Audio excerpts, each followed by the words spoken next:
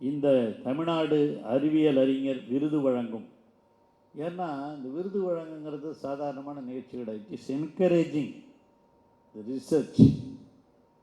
ஆய்வு மனப்பான்மை, அறிவியல் மனப்பான்மை, அறிவியல் ஆராய்ச்சி இவைகளை ஊக்குவிப்பதற்காக நடைபெறுகிற நிகழ்ச்சிகள் தான் இந்த நிகழ்ச்சிகள்.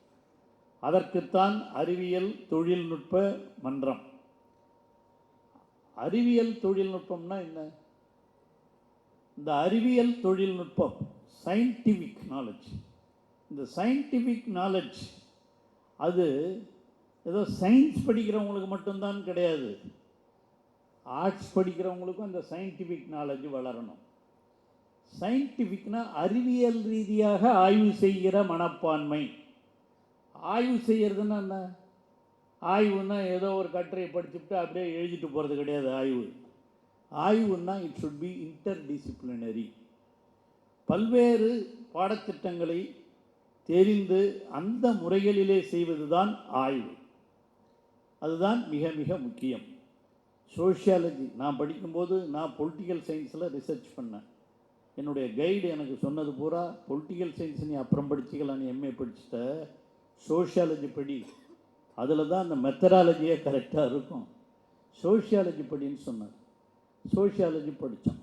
ஏன்னா நான் எடுத்துக்கிட்ட தலைப்பு அமெரிக்கன் பிளாக் மூமெண்ட்ஸும் நம்ம திராவிடியன் மூமெண்ட்ஸும்.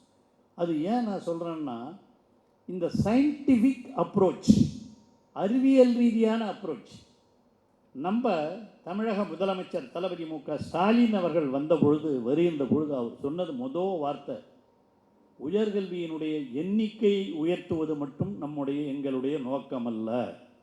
எண்ணிக்கை மட்டும் உயர்ந்தால் போதாது, அதற்குரிய திறமையையும் வளர்க்க வேண்டும். எண்ணிக்கைனா குவான்டிட்டி.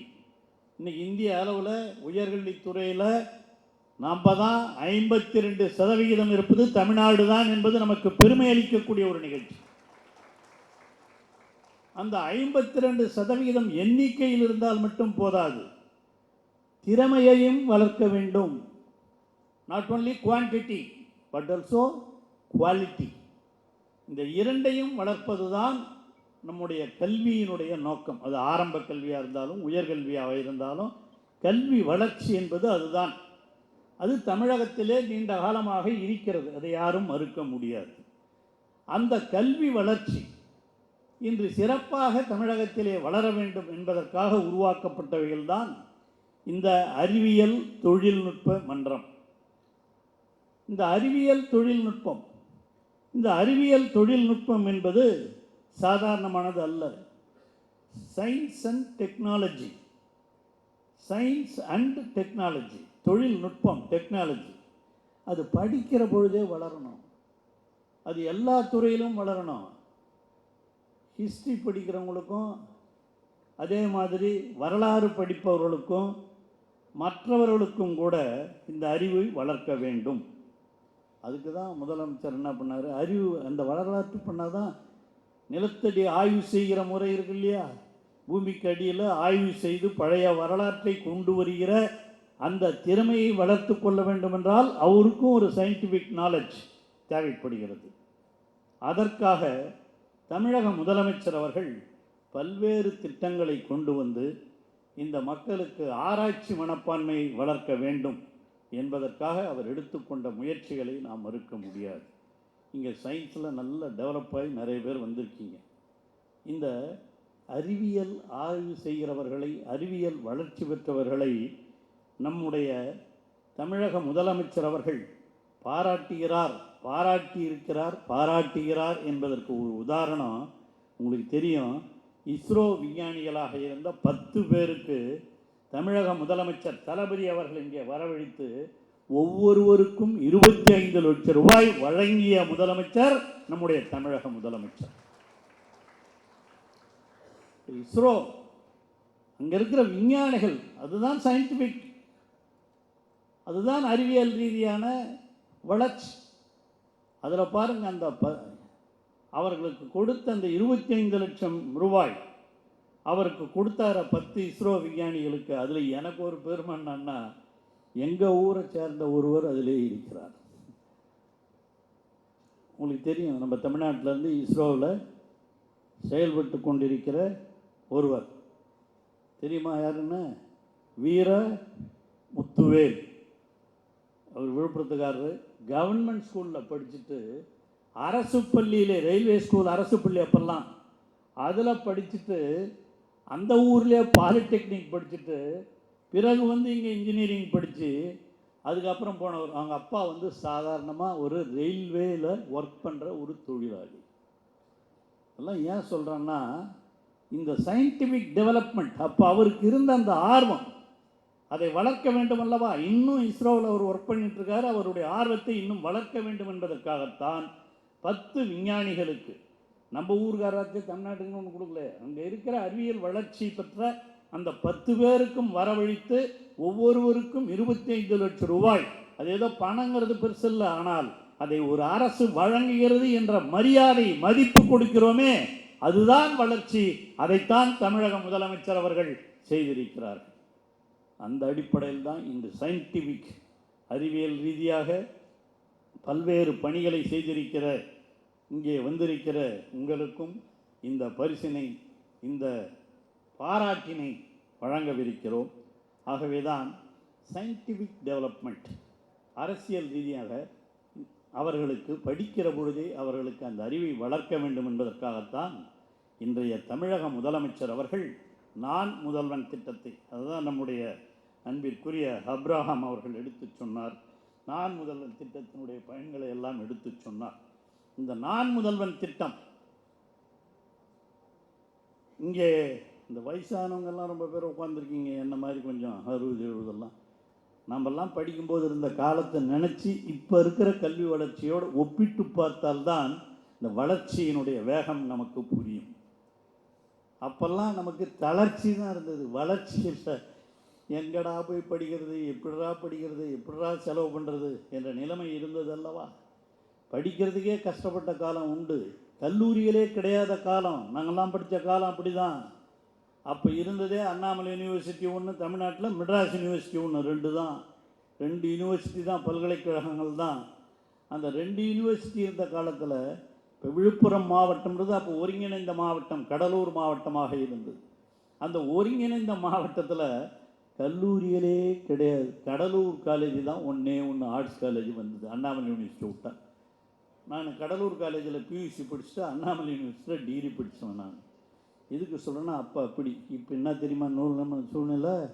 விழுப்புரம் இப்போ அந்த மாவட்டமே ஒருங்கிணைந்த மாவட்டமாக இருந்ததே, இப்போ கடலூர் ஒன்று, கள்ளக்குறிச்சி ஒன்று, விழுப்புரம் மாவட்டமாக 3 மாவட்டங்களாக பிரிந்திருக்கிறது. அங்கே இருக்கிற கல்லூரிகள் மட்டும் ஏறத்தாழ 10-15 கல்லூரிகளே இருக்கின்றன. விழுப்புரத்திலேயே ஒரு கல்லூரி, திருவண்ணூரில் ஒரு அரசு கலைக்கல்லூரி, திண்டிவனத்தில் ஒரு அரசு கலைக்கல்லூரி, பண்ருட்டியில் ஒரு அரசு கலைக்கல்லூரி. இந்த ஆண்டு தமிழக முதலமைச்சர் தளபதி வந்த பிறகு திருக்கோயிலூரில் என் தொகுதியில் இருக்கிற அங்கே ஒரு அரசு கலைக்கல்லூரி.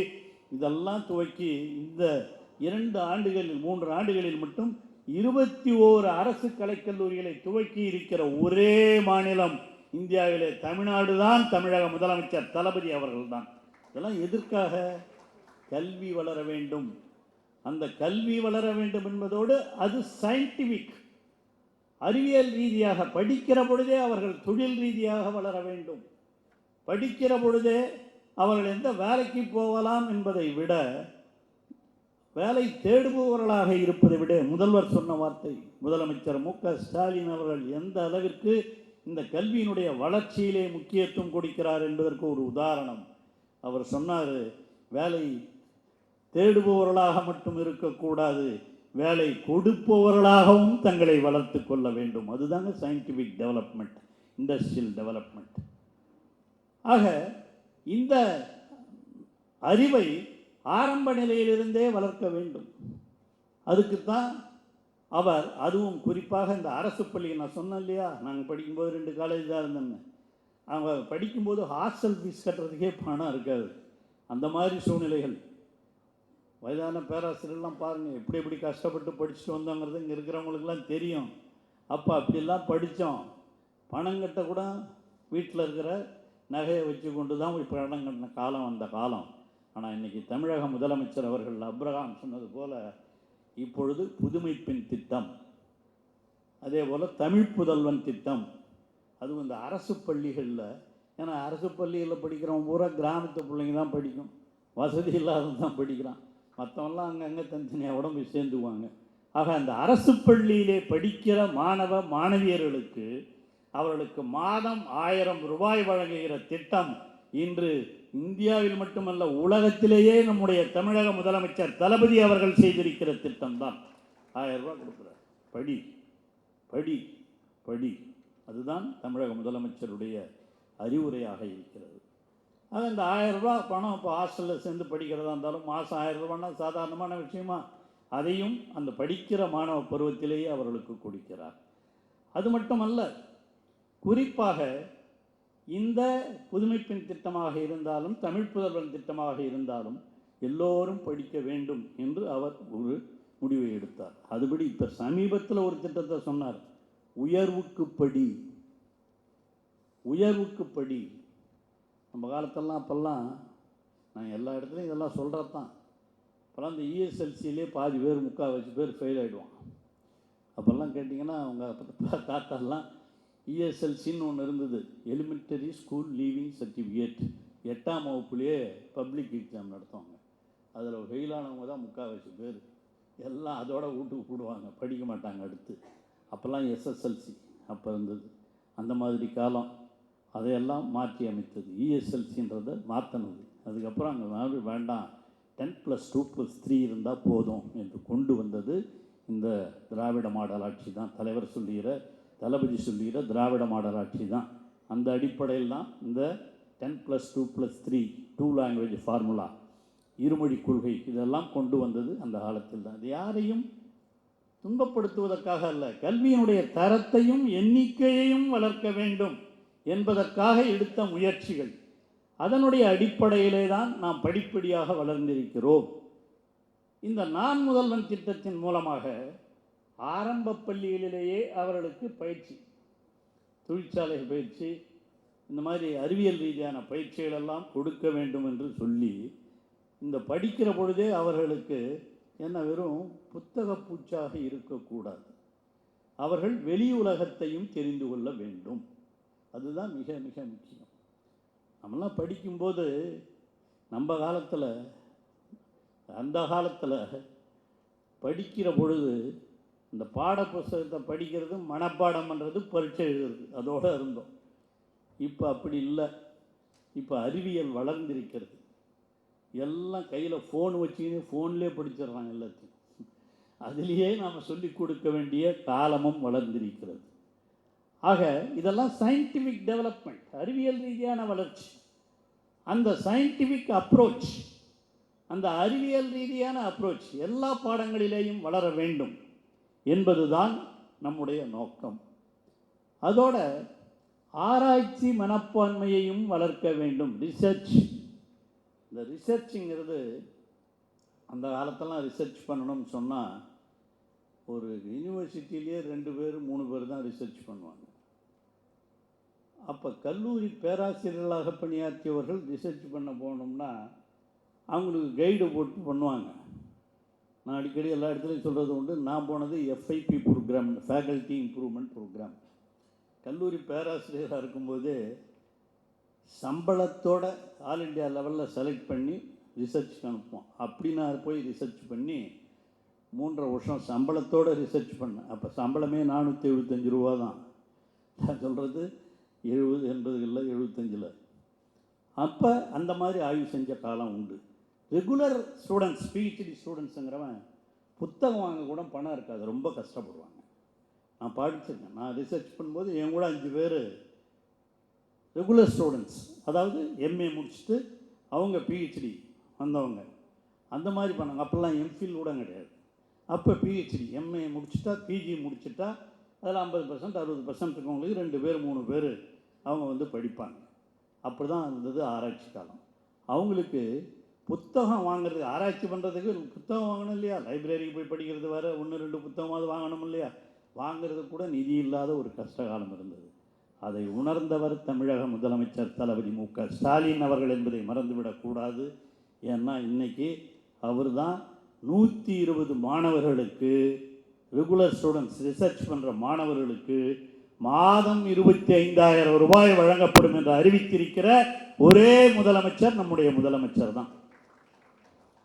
ரிசர்ச் பண்ணுற மாணவங்க யாருன்னா ரிசர்ச் ஸ்டூடெண்ட்ஸ் இருக்கீங்களா? இல்லை, ரெகுலர் ரிசர்ச் ஸ்டூடெண்ட்ஸ். அதை ஒரு கையை தூக்குது. இந்த ரிசர்ச், அந்த ரிசர்ச் பண்ணுகிற எந்த பாடத்தில் ரிசர்ச் பண்ணாலும் ஒரு 120 பேர் தேர்ந்தெடுக்கப்பட்டு அந்த மாணவர்களுக்கு மாதம் 25,000 ரூபாய். நான் சொன்ன பாருங்கள், அப்போல்லாம் ரிசர்ச் பண்ணுறவங்க எவ்வளோ கஷ்டப்பட்டாங்கன்னு. இப்போ எம்ஏ முடிச்சுட்டு எம்ஃபில் முடிச்சுட்டு அவங்க போய் ரிசர்ச் பண்ணணும். எம்ஏ முடிச்சுட்டு பிஜி முடிச்சுட்டு 60% ஃபஸ்ட் கிளாஸில் வாங்கினா அவங்க போய் ரிசர்ச் பண்ணணும்னு போனாங்கன்னா அவர்களுக்கு மாதம் 25,000 ரூபாய் வழங்கப்படும் என்று அறிவித்திருக்கிற ஒரு முதலமைச்சர் நம்முடைய தமிழக முதலமைச்சர் தளபதி அவர்கள் தான். அதே போல் ஆவண காப்பகம், நான் முதல்ல சொன்ன பாருங்கள், இந்த சயின்டிஃபிக் டெவலப்மெண்ட்டுங்கிறது ஹிஸ்ட்ரி படிக்கிறவங்களுக்கு போகணும்னு. ஆவண காப்பகம் மற்றும் வரலாறு இதில் ரிசர்ச் பண்ணுறாங்க பாருங்கள், அதில் ரிசர்ச் பண்ணுறவங்களுக்கு கூட மாதம் 10,000 ரூபாய் வழங்கும் என்று அறிவித்திருப்பவர் நம்முடைய தமிழக முதலமைச்சர் தான். அது 23, 24 அதையும் கொடுக்குறார். என்ன இப்போ இந்த ஆவண காப்பகம் மற்றும் வரலாற்றுத்துறை இதெல்லாம் சாதாரணமான அகழ்வாராய்ச்சி பண்ணுறதுன்னா சயின்டிஃபிக் நாலேஜும் வேணும், ஹிஸ்டாரிக்கல் நாலேஜும் வேணும். அப்போ தான் பண்ண முடியும். அந்த மாதிரி செய்கிற ஒரு ஆற்றலை வளர்க்க வேண்டும் என்பதற்காக தமிழக முதலமைச்சர் அவர்கள் 10,000 ரூபாய் வழங்கியிருக்கிறார். மாதம் 10,000 ரூபாய் வழங்குகிறார். அது மட்டும் இல்லைங்க, இங்கே இந்த ஆராய்ச்சியை வளர்க்கணுங்கிறது தான். இப்போ என்ன ரிசர்ச் சயின்ஸ் எல்லாம் வந்துட்டு வாங்குறவங்கலாம் சயின்டிஃபிக் டெவலப்மெண்ட்டில் முக்கியமாக இருந்தவங்க. இந்த அண்ணா யூனிவர்சிட்டியில் ரிசர்ச்சை வளர்க்கணும் அப்படிங்கிறதுக்காக அண்ணா பல்கலைக்கழகத்துக்கு கிட்டத்தட்ட 63 கோடி ரூபாய் இங்கே ஒரு ரிசர்ச் பார்க் உருவாக்குவதற்காக, ஆய்வு மையத்தை உருவாக்குவதற்காக 63 கோடி ரூபாய் ஒதுக்கி இருக்கிற முதலமைச்சர் நம்முடைய தமிழக முதலமைச்சர் தளபதி என்பதை நீங்கள் அனைவரும் நினைவு கூற வேண்டும். எதுக்குடா இதெல்லாம் அவ்வளோ பேசுங்கிறாரா? இதுதான் அரசியலுக்காக அல்ல. அரசியல் என்பது அப்பாற்பட்டது. ஆனால் இந்த கல்வி வளர்ச்சிக்காக இந்த அரசாங்கம் என்ன செய்கிறது என்பதை எல்லோரும் தெரிந்து, உங்களுக்கு தெரியாதும் கிடையாது. என்னோட இப்போ எல்லாம் டிவி பார்த்துக்கிறீங்க, ஃபோன்லேயே எல்லாம் தெரிந்து கொள்ளக்கூடிய ஆற்றல்லாம் இருக்கிறது. இருந்தாலும் இதை சொல்ல வேண்டிய கடமையும் எங்களுக்கு இருக்கிறது. ஆக இவைகளெல்லாம் தெரியாமல் சில பேர் இருக்கலாம்.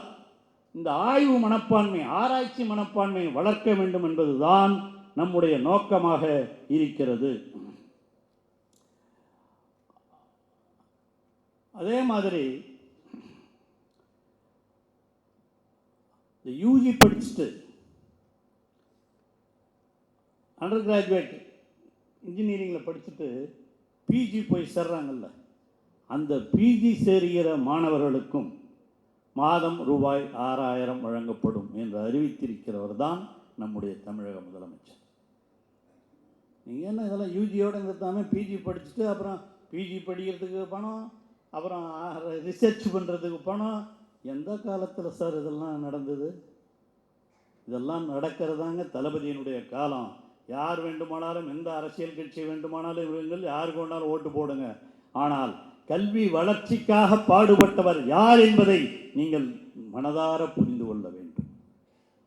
அதுதான் முக்கியம். அதைத்தான் நம்முடைய தமிழக முதலமைச்சர் இன்று செய்து கொண்டிருக்கிறார். நான் முதல்ல சொன்ன பாருங்க, உயர்வுக்கு படி இப்போ கொண்டாந்துருக்கிறாரு. உயர்வுக்கு படின்னா 10ஆம் கிளாஸ்லேயே ஃபெயில் ஆனவங்க நிறைய பேர். நான் சொன்னேன்ல இஎஸ்எல்சி ஃபெயிலுன்னப்போ இந்த ட்ராப் அவுட்ஸ் நிறைய வந்துடும். இப்போ அந்த மாதிரி வந்துடக்கூடாதுங்கிறதுக்காக தான் தமிழக முதலமைச்சர் உயர்வுக்கு படின்னு ஒரு திட்டத்தை அறிவித்து 10ஆம் வகுப்பில் ஃபெயில் ஆகிட்டான் பாருங்கள். அந்த 10ஆவது வகுப்பில் ஃபெயில் ஆனவங்களாம் எல்லா கலெக்டருக்கும் உத்தரவு போட்டிருக்காரு முதலமைச்சர். எல்லா கலெக்டரும் அவங்கவுங்க டிஸ்ட்ரிக்ட் போய் வீடு வீடாக கூட போய் யார் 10ஆவது ஃபெயில் ஆகிட்டான், +2 ஃபெயில் ஆகிட்டு வீட்டில் இருக்கான், அந்த மாதிரி வீட்டில் இருப்பவர்களுக்கும் உயர்கல்வியை கொடுக்க வேண்டும். உயர்வுக்கு படி. அந்த 10ஆவது படிச்சுட்டு ஃபெயில் ஆகிட்டாங்கன்னா அவங்க போய் இதில் சேரலாம், ஐடிஐ, இண்டஸ்ட்ரியல் ட்ரைனிங் இன்ஸ்டியூட், அந்த ஐடிஐயில் படிக்கலாம். அதில் அவங்கள கொண்டு போய் சேருங்க என்று அவர்களுக்கு 10ஆவது ஃபெயில் ஆனவங்களுக்கு ஐடிஐயில் படிச்சுக்கிட்டே அவன் 10ஆவது ஃபெயில் ஆகிட்டு கூட அந்த ஃபெயில் ஆனது பரீட்சையை எழுதலாம். எழுதிட்டு மறுபடியும் மேற்படிப்புக்கும் போகலாம். ஆனால் அந்த இடைநிற்றல் இருந்துடக்கூடாது. வீட்டில் இருந்தால் எல்லாம் மறந்துடும். அது எனக்கே அனுபவம் உண்டு. நான் எஸ்எல்சி அப்போல்லாம் எஸ்எல்சி பாஸ் பண்ணும்போது நான் அண்டர் ஏஜில் பாஸ் பண்ணிட்டேன். 13.5 வயசில் பாஸ் பண்ணேன் அண்டர் ஏஜில். 14.5 வயசு தான் அப்போ காலேஜில் பியூசியில் போய் சேரதுக்கு மினிமம் ஏஜ். அது இல்லைன்னா சேர முடியாது. அதனால் என்ன பண்ணிட்டேன், அண்டர் ஏஜில் பாஸ் பண்ணதுனால 1 வருஷம் வீட்டிலே இருந்தேன். இந்த 1 வருஷத்தில் நான் பட்ட பாடு, இதை படித்ததெல்லாம் மறந்து போச்சு. அப்புறம் போய் பியூசியில் சேர்ந்து படித்தேன். அந்த மாதிரி இடைநிற்றல் இருக்கக்கூடாது என்பதற்காக தமிழக முதலமைச்சர் கொண்டு வந்திருக்கிற இந்த உயர்வுக்கு படி திட்டத்தின் மூலமாக மாவட்ட ஆட்சியர்கள், மாவட்டத்தில் இருக்கிற கல்வி அதிகாரிகள்லாம் ஒவ்வொரு கிராமந்தோறும் இல்லந்தோறும் சென்று யார் யார் இந்த மாதிரி 10வது ஃபெயில் ஆயிட்டான் அவர்களுக்கு அழைத்து ஐடிஐயில் சேர்வதற்கு வாய்ப்பளிக்க வேண்டும். அதுபோல் 12ஆம் வகுப்பு +2 அதில் ஃபெயிலான மாணவர்கள் இருக்காங்க இல்லையா, அந்த மாணவர்களை பாலிடெக்னிக், இப்போ என்ன பாலிடெக்னிக் இருக்காரு, ரொம்ப இடம் அதில் இருக்குது, அந்த பாலிடெக்னிக்கில் சேரலாம். பாலிடெக்னிக்கில் சேர்ந்தால் அதில் படிச்சுட்டு வந்தால் அவங்க செகண்ட் இயர் பிஇ இன்ஜினியரிங்கும் சேரலாம். ஆக ஃபெயில் ஆகிட்டோமே நான் மனது பாலிடெக்னிக்கில் சேர்ந்துட்டே ஃபெயிலான சப்ஜெக்ட் கூட எழுதலாம், பாஸ் பண்ணிவிட்டு மறுபடியும் மேற்படிப்புக்கு போகலாம். ஆனால் அந்த இடைநிற்றல் வீட்டில் இருந்துட்டால் அவனை பண்ணோம்னா 1 வருஷம் விட்டா அவனை அதோட விட்டுருவாங்க. வேறு எதனா வேலை தேடின்னு அதை பண்ணின்னு போயிடுவான். அதனால் இருக்கக்கூடாது என்பதற்காகத்தான் எல்லோரையும் படிக்க வைக்க வேண்டும் என்ற உணர்வோடு தான் உயர்வுக்கு படி என்ற திட்டத்தை கொண்டு வந்து எங்கள் கல்வித்துறையில் இருப்பவர்கள் மட்டுமல்ல, மாவட்ட ஆட்சியர்கள் கூட அந்தந்த மாவட்டத்திலேயும் இதை செயல்படுத்த வேண்டும் என்று அறிவித்திருக்கிற ஒரு முதலமைச்சர் இந்தியாவில் மட்டுமல்ல, நான் முதல்லே சொன்னதைப் போல உலகத்திலேயே நம்முடைய தமிழக முதலமைச்சர் தளபதி அவர்கள் தான் செய்து கொண்டிருக்கிறார். அதுதாங்க முக்கியம். எஜுகேஷன் அந்த டெவலப்மெண்ட் இருக்கணும். அந்த அறிவியல் ரீதியான வளர்ச்சிகளை பெறுவதற்குத்தான் நாம் நம்முடைய கல்வியை பயன்படுத்தி கொள்ள வேண்டும். ஏதோ படித்தோம் போனோம் வேலைக்கு போனோம் என்று இல்லாமல், அது ஓணும், எல்லாரும் வேலைக்கு போகணுன்னு தான் படிக்கிறோம், அதில் ஒன்றும் தப்பு இல்லை. அந்த வேலைக்கு போகிற பொழுதே போட்டித் தேர்வுகளை எழுதுவதற்கு, அது டிஎன்பிஎஸ்சி எக்ஸாமாக இருந்தாலும் யூபிஎஸ்சி எக்ஸாமாக இருந்தாலும் அந்த தேர்வுகளை எழுதுவதற்கான ஒரு மனப்பக்குவத்தை அவர்களுக்கு இளமையிலேயே உருவாக்க வேண்டும். அதுதான் முக்கியம். அதுதான் நம்முடைய இங்கே நம்ம சொல்கிற அந்த அறிவியல் தொழில்நுட்ப வளர்ச்சி. அதைத்தான் தமிழக முதலமைச்சர் அவர்கள் இன்றைக்கு நான் முதல்வன் திட்டத்தின் மூலமாக மட்டுமல்ல, அவர் மற்றொன்றையும் செய்திருக்கிறார், ஸ்கில் டெவலப்மெண்ட். இப்போ அண்ணா யூனிவர்சிட்டியிலே ஸ்கில் டெவலப்மெண்ட் ப்ரோக்ராம் இருக்குது.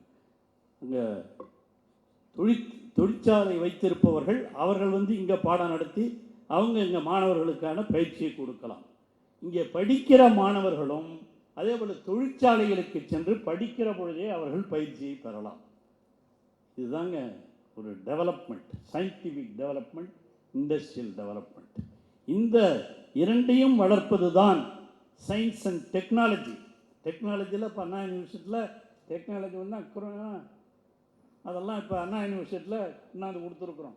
டெக்னாலஜி வளர்ந்திருப்பதனுடைய நோக்கம், அந்த வளர்ந்திருக்கிற அந்த டெக்னாலஜியையும் அந்த அறிவியல் ரீதியான ஒரு மனப்பக்குவத்தையும் மாணவர்களிடையே வளர்க்க வேண்டியது பேராசிரியர்களாக இங்கே இருப்பீர்களேயானால் உங்களுடைய கடமை.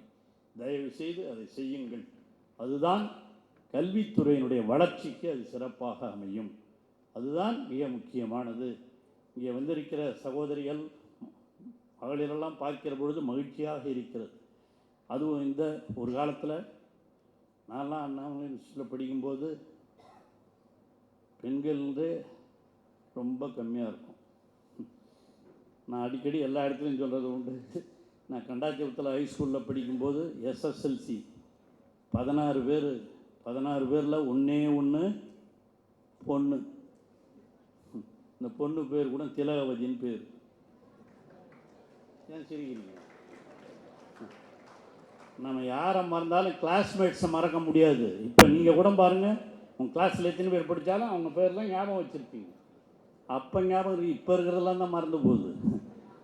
அது அந்த காலத்தில் 16 பேர் கண்டாச்சிபுரத்தில் SSLC secondary school leaving certificate படித்தது 16 பேர் அந்த ஊரில்.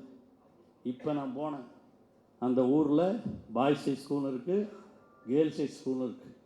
கேர்ள்ஸ் ஹை ஸ்கூல் நான் அமைச்சராக இருக்கும்போது அந்த ஊருக்கு கொண்டாந்தேன். அப்போ அந்த ஸ்கூலில் கூப்பிட்டு கேட்டேன், 16 பேர் படித்த ஊராட்சி எஸ்எல்சியில் இப்போ எவ்வளோ பேர்ப்பா +2 படிக்கிறாங்க அப்படின்னு பாய்ஸ் ஸ்கூலில் கூப்பிட்டு கேட்டேன். +2 படிக்கிற மாணவர்கள் 380 பேர் படிக்கிறாங்கன்னு சொன்னாங்க. எங்கே 16 பேர் படித்த இடத்துல இப்போ +2 எத்தனை பேர் படிக்கிறாங்க? 380 பேர். அதுதாம்மா திராவிட மாடல், அதுதாம்மா பெரியார், அண்ணா, கலைஞர் இவங்கெல்லாம் கண்ட கனவுகள். அதுதான் எல்லாரும் படிக்கணும். இது கலைஞருடைய 100ஆண்டு நிறைவு விழா நிகழ்ச்சி கொண்டாடுகிற ஆண்டு. அவர் கல்விக்காக செய்தது ஏராளம். சரி, இந்த ஆண்கள் பள்ளியில் தான் 380 பேர். அந்த கேர்ள்ஸ் ஹை ஸ்கூல் அந்த ஹெட்மிஸ்ட்ரஸை கூப்பிட்டு கேட்டேன், உங்கள் ஸ்கூலில் எத்தனை பேருமா +2 படிக்கிறாங்கன்னு கேட்டேன். 460 பேருன்னு சொல்லிச்சு. பாய்ஸ் ஸ்கூலில் எவ்வளோ? 380 பேர். கேர்ள்ஸ் ஸ்கூலில் 460 பேர். 16 பேரில் 15 பையன் ஒரு பொண்ணு படித்த ஊரில் 380 பேர் பாய்ஸ் ஸ்கூலில், 460 பேர் கேர்ள்ஸ் ஸ்கூல்லனா இதுதாம்மா வளர்ச்சி. இவ்வளோ மகளிர் இன்று வளர்ந்திருக்கிறோம், படிக்கிறோம் என்று சொன்னால் அதுதான் இந்த திராவிட மாடல் ஆட்சி. அதுதான் இந்த அடிப்படை கல்வி, இந்த ஆராய்ச்சி மனப்பான்மை என்பது ஆரம்பத்திலிருந்தே வளர வேண்டும். அவனுக்கு ஆரம்பத்திலிருந்தே அந்த அறிவை ஊட்ட வேண்டும். அவனுக்கு இந்த ஆராய்ச்சி மனப்பான்மை வரணும். விளையாட்டிலேயும் திறமையை வளர்க்க வேண்டும். அதுதான் இன்னைக்கு பார்க்குறோம். நாம் விளையாட்டு திறமை இருக்கிற காரணத்தினால தான் நமக்கெல்லாம் ரொம்ப பெருமையாக இருக்குன்னா, தமிழ்நாட்டுக்காரர் ஒருத்தர் நேற்று எல்லாம் 6 விக்கெட் எடுத்தார். அவங்களுக்கெல்லாம் கிரிக்கெட் பார்க்குறீங்களோ ஒன்று பண்ண, அதெல்லாம் பார்க்குற ஆள் கொஞ்சம் எல்லாம் நான் படிக்கும்போதே விளையாட்டில் ஆர்வம் உடையணும். செஞ்சுரி அடித்தாருன்னு சொல்லி அவருக்கு தான் சிறந்த வீரர்னு நேற்று சொல்லி கொடுத்துருக்குறாங்க தமிழ்நாட்டுக்காரர் ஒருத்தர்னா. கொஞ்சம் பெருமையாக தான் இருக்குது, அதில் ஒன்றும் தப்பு இல்லை. அதே மாதிரி பார்த்தீங்கன்னா செஸ் போட்டியில் வேர்ல்டு லெவலில் நடந்ததில் இந்தியாவிலிருந்து தான் செஸ் போட்டி ஆண்கள் பிரிவிலேயும் நாம் தான் பதக்கம் வென்றிருக்கோம், பெண்கள் பிரிவிலேயும் நாம் தான் பதக்கம் வென்றிருக்கோம். இந்தியா கோல்டு மெடல் வாங்கியிருக்குன்னு சொன்னால் பெண்கள் பிரிவில் இதுதான் ஃபஸ்ட் டைம் என்று சொல்லுகிற பொழுது இதெல்லாம் விளையாட்டு ஆர்வம். படிக்கிற பொழுதே அதையும் வளர்க்க வேண்டும். அதுலேயும் ஒரு சயின்டிஃபிக் நாலேஜ், படிக்கிற பொழுதே சயின்டிஃபிக் நாலேஜ் அதை டெவலப் பண்ணணும். அதுதான் முக்கியம். அதையெல்லாம் செய்வதற்காகத்தான் இந்த விளையாட்டுத்துறை அமைச்சராக உதயநிதி அவர்கள் இருக்கிறார்கள். இளைஞர்களை எல்லாம் மிக சிறப்பாக வளர்த்தெடுக்கிறார்கள். கொஞ்சம் பேர் சொல்கிறாங்க, ஏன் கார் ரேஸ் விட்டாங்கன்னு. எல்லா விளையாட்டு போட்டியிலேயும் வளர்க்க வேண்டும். தமிழகத்திலே சிறப்பாக அது அமைய வேண்டும் என்பதுதான் நம்முடைய முதலமைச்சருடைய நோக்கம். கல்வி அறிவு வேண்டும், அறிவியல் ஆராய்ச்சி மனப்பான்மை வேண்டும், தொழில்நுட்ப அறிவு வளர வேண்டும், விளையாட்டு திறமை வளர வேண்டும். இவைகளெல்லாம் இளமை பருவத்திலிருந்தே வளர்ச்சியடைய வேண்டும். அதுதான் இது போன்ற பல்கலைக்கழகங்களாக இருந்தாலும், கல்லூரிகளாக இருந்தாலும், பள்ளிக்கூடங்களாக இருந்தாலும் அவருடைய நோக்கமாக இருக்க வேண்டும். இன்று இந்த சயின்டிஃபிக் இங்கே இந்த விருதுகளை பெற வந்திருக்கிற நீங்கள் எல்லாம் உங்களால் முடிந்த அளவிற்கு இந்த வளர்ச்சியை, அறிவை உங்கள் பகுதிகளிலே இருப்பவர்களுக்கு நீங்கள் வளர்த்தெடுக்க வேண்டும். அதுதான் மிகச் சிறப்பாக அமையும். இதெல்லாம் அரசியலுக்கு அப்பாற்பட்டு சொல்லுகிற கருத்துக்கள். யாராக இருந்தாலும் இந்த வளர்ச்சி ஏற்பட்டு கொண்டு தான் இருக்கிறது. அந்த வளர்ச்சியின் அடிப்படையில் தான் நாம் உங்களுக்கு இன்று விருதுகளை வழங்குகிறோம். விருது பெற்றவர்களுக்கு என்னுடைய உளமார்ந்த வாழ்த்துக்களை மீண்டும் நான் தெரிவித்துக் கொள்ள கடமைப்பட்டிருக்கிறேன். சாதாரணமான விஷயம் இல்லை. நானும் ஆய்வு செஞ்சவன், கல்லூரியில் பேராசிரியராக இருந்தவன், எனக்கு இதனுடைய மேன்மையை பற்றி நன்கு தெரியும். அதேபோல்தான் நீங்கள் எல்லாம் வந்திருக்கிறீர்கள். மேலும் மேலும் மேலும் கல்வி சிறப்பாக வளர, எண்ணிக்கையும் வளர வேண்டும், திறமையும் வளர வேண்டும் என்ற எண்ணத்தோடு இங்கே நீங்கள் எல்லாம் அதற்கான உறுதுணையாக இருந்து உங்கள் பகுதிகளிலே இருக்கிற கல்லூரிகள், உங்கள் பகுதிகளிலே இருக்கிற பள்ளிகள், இவைகளிலே இந்த அறிவுரையை நீங்கள் எடுத்து சென்று அவர்களை ஊக்குவிக்க வேண்டும் என்று உங்களை அன்போடு கேட்டு மீண்டும் உங்களுக்கெல்லாம் என்னுடைய வாழ்த்துதலை மனமாறச் சொல்லி நிறைவு செய்கிறேன். நன்றி, வணக்கம்.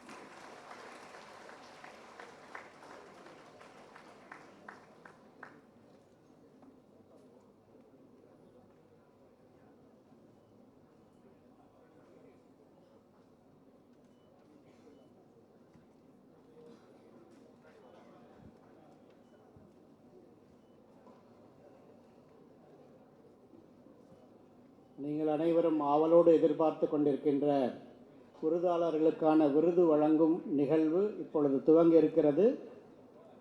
ஏற்கனவே அறிவித்தபடி 2018 ஆண்டிற்கான விருதாளர்கள் முதலிலே வரிசைப்படி alphabetical order. Agricultural Sciences Award goes to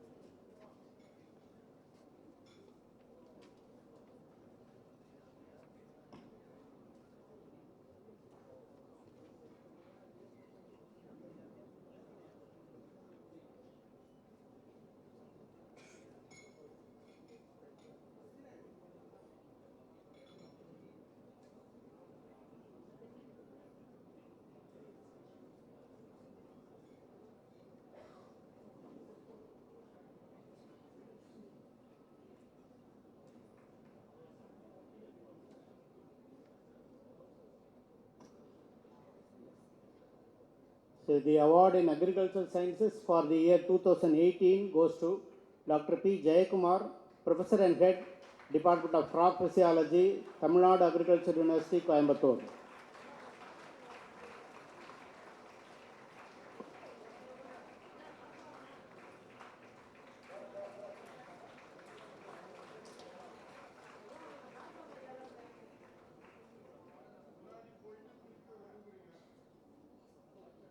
The award in Biological Sciences category goes to Dr. J. Jayagandhan, Professor and Head, Department of Bioinformatics, Alagappa University, Karaikudi.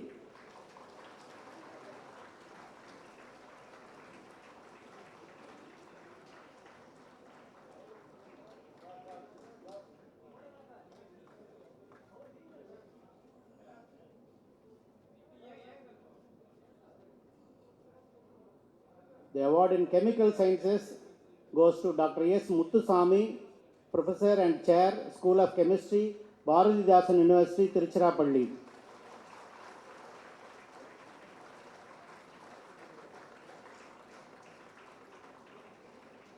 The Environmental Sciences category goes to Dr. R. Balagurunathan, Professor, Department of Microbiology, Periyar University, Salem.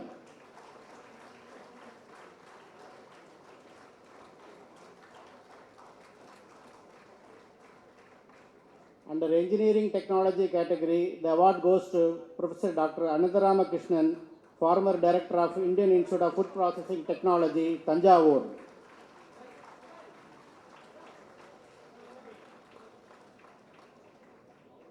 Mathematical Sciences category, the award goes to Dr. S. Marshall Anthony,